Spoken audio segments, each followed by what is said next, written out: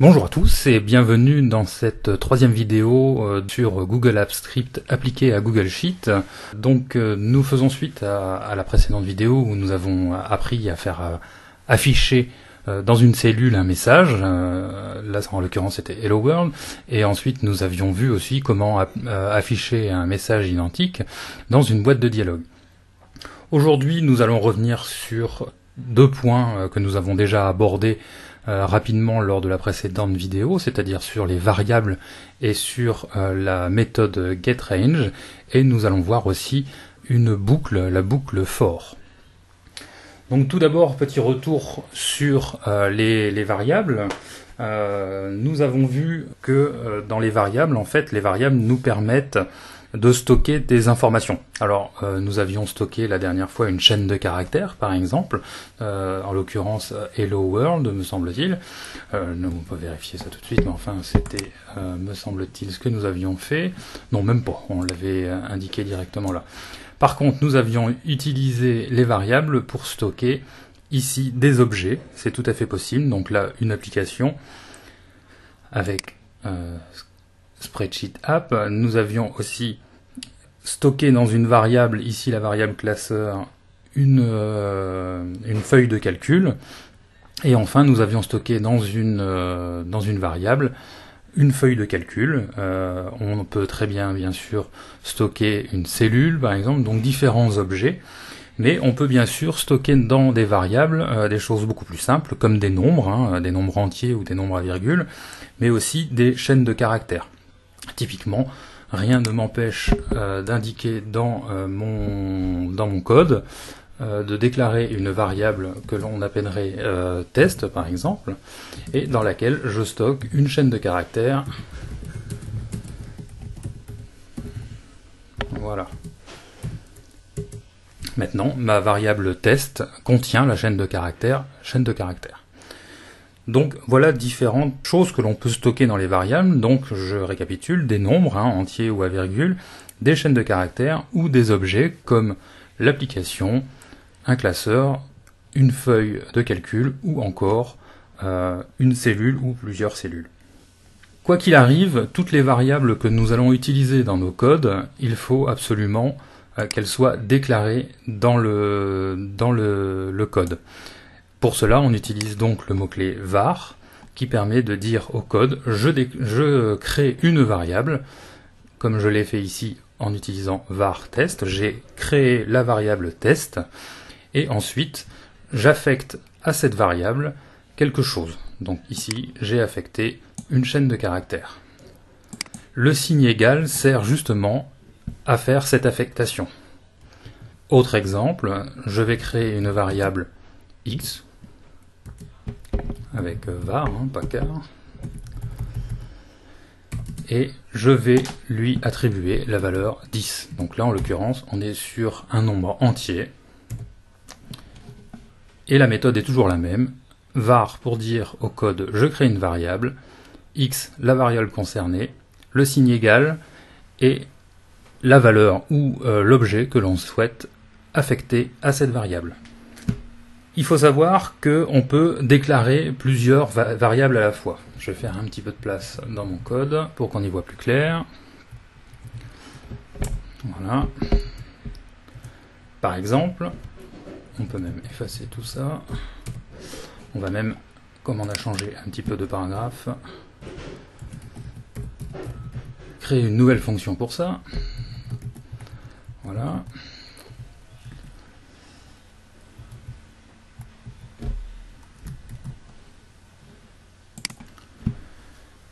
Comme je disais, on peut déclarer des variables, en déclarer plusieurs à la fois. Typiquement, je peux créer les variables A, B et C en une seule ligne.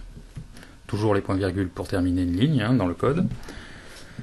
Là, ce que j'ai fait, c'est que j'ai créé dans le code les trois variables A, B et C. Par contre, vous noterez que je ne leur ai pas, pour l'instant, affecté de valeur. En effet, on peut très bien déclarer une variable sans lui affecter de valeur ou d'objet sur le coup. On peut le faire ultérieurement dans le code. L'information donc peut être stockée renseignée et intégrée dans la variable par la suite. Typiquement, c'est ce qu'on va faire ici. On va dire A égale 10, B égale 20, par exemple, et C égale 30. Voilà. Alors, je ne vais pas mettre C en majuscule, parce que du coup, vous voyez que la colorisation a changé, tout simplement parce qu'il a fait la différence entre le C majuscule et le C minuscule. Donc typiquement, si je crée une variable somme qui est égale à A plus B plus C, là je crée la variable et je lui attribue quelque chose, donc là en l'occurrence un nombre qui est la somme des trois variables précédentes, directement dans la ligne var somme égale A plus B plus C. On peut très bien vérifier ce que l'on vient de faire. On va utiliser une nouvelle méthode qui s'appelle logger.log et je vais lui demander de m'afficher la variable somme. Alors, qu'est-ce que logger.log? Logger.log, en fait, il faut savoir que dans notre éditeur de script, ici, nous avons dans le menu affichage les journaux. Pour l'instant, mon journal est vide. Aucun journal n'a été trouvé. Mais logger.log permet justement, dans ce journal, d'y afficher ce que l'on souhaite. Vérifions cela en lançant cette fonction. Voilà. Si je retourne dans mon journal, avec affichage journaux, je vois bien 60, qui est la somme de 10 plus 20 plus 30, donc de A plus B plus C. Donc logger.log permet tout simplement d'envoyer dans le journal la variable que je lui ai indiquée entre parenthèses, donc la variable somme. C'est très pratique pour surveiller des variables en cours de programmation. Il faut savoir que les variables ont une portée. Alors, qu'est-ce que c'est que la portée des variables? En fait, la portée des variables, c'est la partie du code dans laquelle la variable existe. Typiquement, ici, nous avons créé les variables A, B, C et somme dans la fonction variable. Ces variables n'existent donc que dans cette fonction. Par contre, si on déclare une variable en dehors de la fonction, typiquement, je vais créer la variable D égale 50 en dehors de cette fonction, j'en ai tout à fait la possibilité. Cette variable D devient une variable que l'on appelle globale. Alors, la variable globale, à la différence de nos variables A, B, C et somme qui sont des variables, elles, dites locales, donc localisées dans notre fonction, la variable globale, je vais pouvoir l'utiliser dans différentes fonctions si j'avais d'autres fonctions à la suite de ma fonction variable. La variable D resterait valable dans toutes les fonctions. Alors vous allez me dire pourquoi nous n'utilisons pas tout le temps des variables globales. Tout simplement parce que ça demande finalement à la machine plus de ressources, parce que contrairement à ce que nous avons fait, ce que nous faisons habituellement, c'est-à-dire utiliser variables dans une seule fonction, les variables se détruisent une fois que nous sortons ou que nous n'utilisons plus cette variable. Lorsque nous utilisons des variables globales, eh bien tout simplement, ça alourdit bien sûr le processus parce qu'on utilise plus de ressources au niveau de la machine, donc ça ralentit les processus et en plus ça crée des risques de confusion. Donc c'est un système qui peut être intéressant dans certains cas, mais qui est malgré tout à éviter. On va mettre en œuvre finalement ce que l'on vient de faire, on va vérifier ce que l'on vient de dire en demandant ici d'ajouter la variable D à la somme que nous avons créée ici. Alors vous voyez d'ailleurs que dans l'éditeur la variable D du coup n'est pas bleue, tout simplement parce que elle n'a pas été déclarée dans cette variable, donc le code la considère comme étant non créée, mais bien sûr quand il va s'exécuter, il va se rendre compte qu'elle est au niveau global, donc il va pouvoir la prendre en compte. Je lance après avoir enregistré, et je vérifie dans mon journal que mon total maintenant est bien de 110. Donc ma variable D a bien été prise en compte. Alors maintenant que nous avons vu tout ça, entre la seconde vidéo et celle-ci, ce que je vous propose, c'est de faire un petit exercice. Alors, ce petit exercice, c'est tout simplement, nous allons ici, bon, on va se le garder ça, on va simplement se mettre en A1, nous allons mettre donc la valeur 1 en A1. Ce que je vous propose de faire, c'est tout simplement, grâce au script, d'ajouter 5 à notre cellule A6 qui comporte la valeur 1. Voilà, vous pouvez mettre cette vidéo, si vous le souhaitez, hein, en pause et tenter de résoudre ce petit exercice. C'est-à-dire que lorsque nous lançons notre fonction, au lieu d'avoir 1 en A6, eh bien, il faut que ça ajoute 5, donc normalement, en toute logique, on devrait se retrouver avec la valeur 6 en A6. Allez-y, mettez en pause et revenez quand vous avez terminé. Alors, voici la correction en fait de notre petit exercice qui va reprendre un petit peu les différents concepts de ce que nous avons vu. Alors, on va effacer tout ça.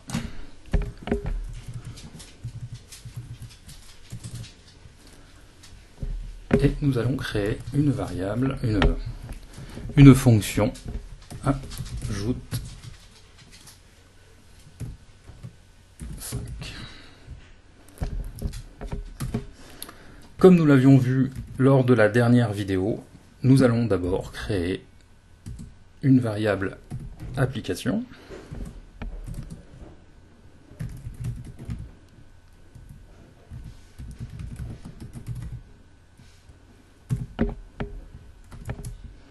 Nous allons créer une variable feuille. La variable feuille, donc là normalement vous ne découvrez rien, c'est exactement ce que nous avions vu la dernière fois, qui prend là le classeur actif avec la méthode getActiveSpreadsheet. Et là, pour raccourcir un petit peu par rapport à ce que nous avions, auparavant nous avions pris l'application, le classeur et la feuille. Je ne sais pas si vous vous souvenez. Application, classeur, feuille. Nous avions créé 3 variables différentes. Là, on raccourcit un petit peu. On ne crée que deux variables. On pourrait très bien en créer qu'une. Mais bon, je décompose petit à petit. Et donc là, getActiveSheet, je prends la feuille active de mon classeur. Je vais créer ma variable somme tout de suite. Et dans ma variable somme, je vais aller chercher, grâce à getRange, hein, nous l'avions vu, donc va chercher la cellule qui se trouve en ligne 6 et en colonne 1. Et prends-en la valeur.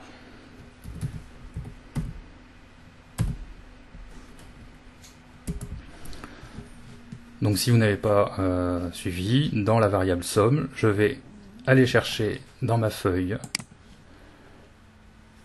la cellule qui se trouve en ligne 6, colonne 1, et je prends la valeur. Alors, effectivement, lors de la vidéo précédente, je vous avais indiqué une autre façon d'utiliser getRange. Mais je vais rentrer un petit peu plus en détail. Donc la dernière fois, nous aurions mis quelque chose de ce style-là. Donc ça, c'est c'est une écriture différente. En fait, getRange peut s'utiliser des deux façons. Mais on va revenir là-dessus. Voilà, et je vais lui dire que ma variable somme, maintenant, ça va être la variable somme plus 5. Donc, somme, qui était égale à 1, parce que quand nous l'avons créé, on va chercher la valeur de la cellule qui se trouve en 6, 1, et donc la valeur c'est 1. Et là je lui dis que ma somme finalement ça va être 1 plus 5. Donc logiquement ça devrait faire 6, si je sais encore compter. Et de cette valeur, je vais lui demander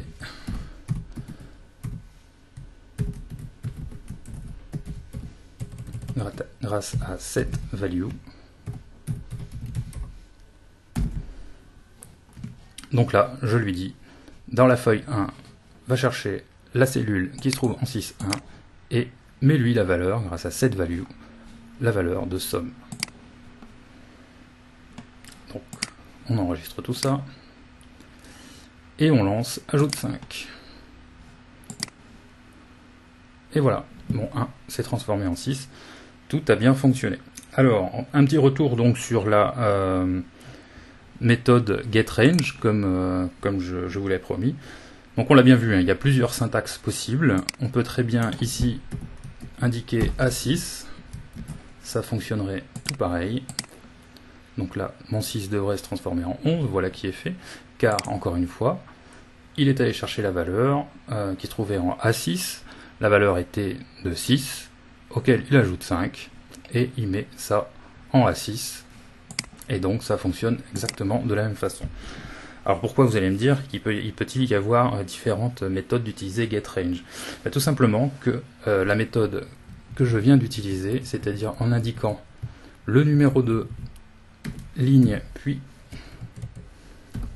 le numéro de colonne, va s'avérer beaucoup plus pratique à utiliser dans nos codes, tout simplement parce qu'on va pouvoir à terme remplacer les chiffres que nous inscrivons ici par d'autres variables, et on va en voir un exemple tout de suite grâce à un nouveau concept qui va être la boucle for.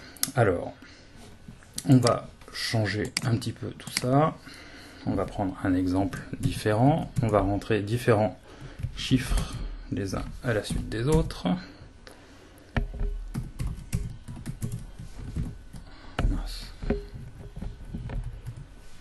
Voilà.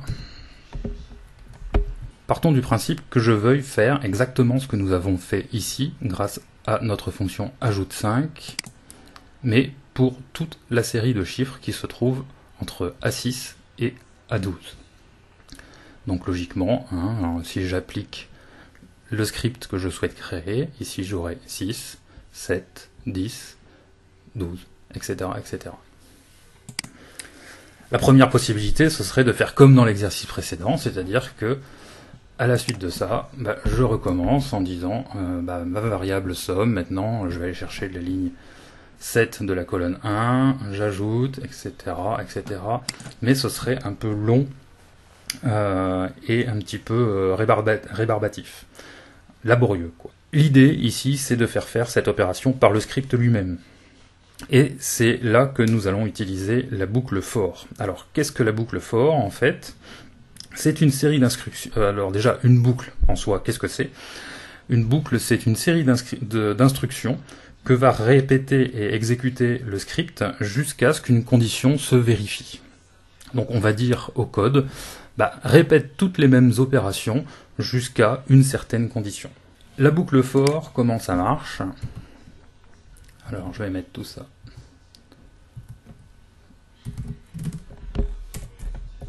Grâce aux commentaires, nous avions vu les commentaires la dernière fois.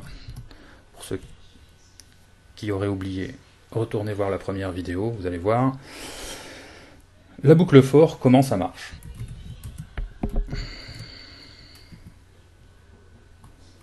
Pourquoi je mets une majuscule? For.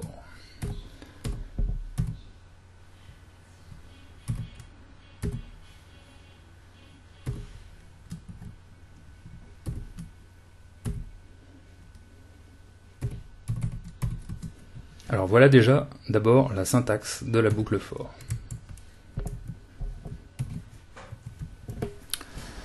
Le premier mot c'est for, donc c'est le mot-clé qui indique au script que nous allons rentrer dans une boucle for. La seconde, d'ailleurs, que j'ai mal indiqué, hop, je déclare une variable i. Bon là j'ai mis égal à 0.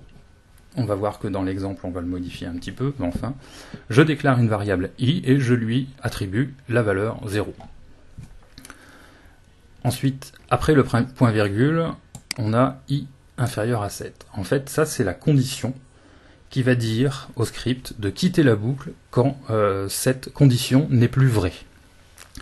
La première fois que le script va passer, i va donc être égal à 0. Le script va vérifier, 0 c'est bien inférieur à 7, donc tout va bien, j'exécute. Une fois ce qui est entre les accolades est terminé d'être exécuté, le script va revenir et va incrémenter le i de 1. Donc i ne sera plus égal à 0, mais i sera égal à 1. À nouveau, le script va vérifier que i est toujours inférieur à 7. Il est égal à 1, donc effectivement, 1 c'est inférieur à 7. Je réexécute l'ensemble de toutes les instructions qui vont être entre les accolades. Et je remonte, i va passer à 2, 2 est toujours bien inférieur à 7, je refais l'ensemble des instructions, etc., etc., etc. À un moment, i va être égal à 7, la condition 7 est-il strictement inférieur à 7? Eh ben non.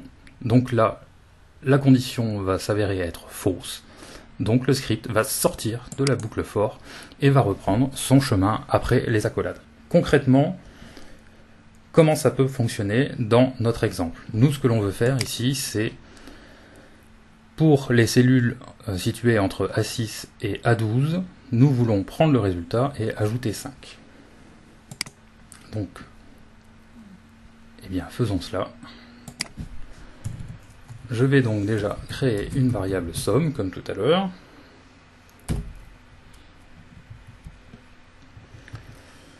I, je ne vais pas le faire partir à 0, je vais le faire partir à 6. Ça m'arrange, ce sera plus facile à comprendre. Et la condition, c'est que i doit être inférieur à 13, parce que 12, il faudra qu'il le fasse aussi. Donc, i inférieur à 13 sera la condition pour exécuter les instructions. Quand i sera égal à 13, la boucle, enfin le script va sortir de la boucle. Et donc j'incrémente à chaque fois de 1. Donc qu'est-ce que je vais lui faire faire? Comme tout à l'heure. Somme, d'ailleurs je vais même faire du copier-coller, ce sera plus simple.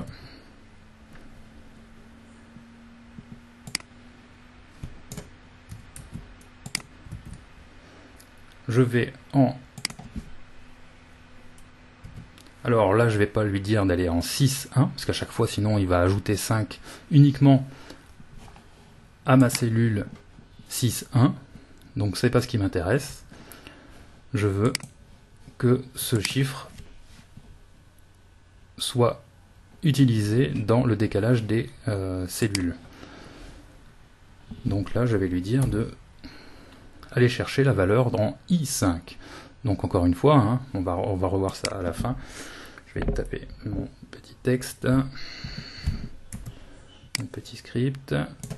Je fais du copier-coller de ce que nous avions fait tout à l'heure. Voilà.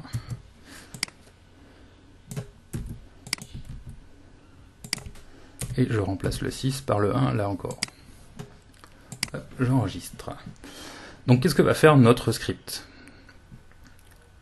D'abord, il va créer une variable somme sans lui donner de valeur quelconque.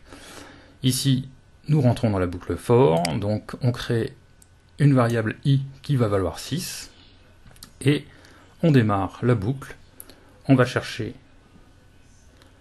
la cellule 6, parce que i vaut 6, 1, on prend la valeur, on lui ajoute 5, et on va mettre cette valeur en 6, 1. Ensuite, ma boucle va boucler, i va être incrémenté de 1, va valoir 7, et on va faire la même chose pour la cellule 7, 1, donc pour la suite, etc., etc. Voyons si ça fonctionne. Et on voit bien que 5 a été ajouté absolument toutes mes cellules. Alors, si vous le souhaitez, vous pouvez à nouveau mettre cette vidéo en pause et faire exactement la même chose, mais au lieu de mettre le résultat ici à la place du chiffre d'origine, c'est le mettre en colonne B. Donc, vous pouvez mettre la vidéo en pause et faire cela. Moi, je vais vous montrer comment on peut faire ça. La seule différence, en fait, entre ce que nous avions fait auparavant et le fait de le mettre à la colonne suivante, c'est le set value, au lieu qu'il soit au même emplacement, c'est-à-dire en I1, eh bien, il faut que je le mette en I2. Donc, ligne I, colonne 2. J'enregistre. Et je lance. Et on voit que le script ajoute 5 à ce qu'il y a en colonne A et le place bien en colonne B. Alors n'hésitez pas à faire des exercices avec la boucle for, parce que c'est un concept qui est très utilisé dans les langages de programmation au sens large, mais dans Google Apps Script en particulier, parce que c'est ce qui nous intéresse, et donc il est très important de la maîtriser. J'espère que cette vidéo vous aura plu. N'hésitez pas à me faire parvenir des commentaires. Pour cela, plusieurs possibilités, dans les commentaires de YouTube déjà, mais vous pouvez aussi me laisser des commentaires sur mon blog, donc olivierverbrugge.fr. Vous retrouverez le lien dans les notes de cette vidéo. Et puis n'hésitez pas à m'interpeller s'il y a des concepts que vous n'avez pas compris, ou pour me faire des retours pour que je puisse m'améliorer. Et à bientôt. Au revoir.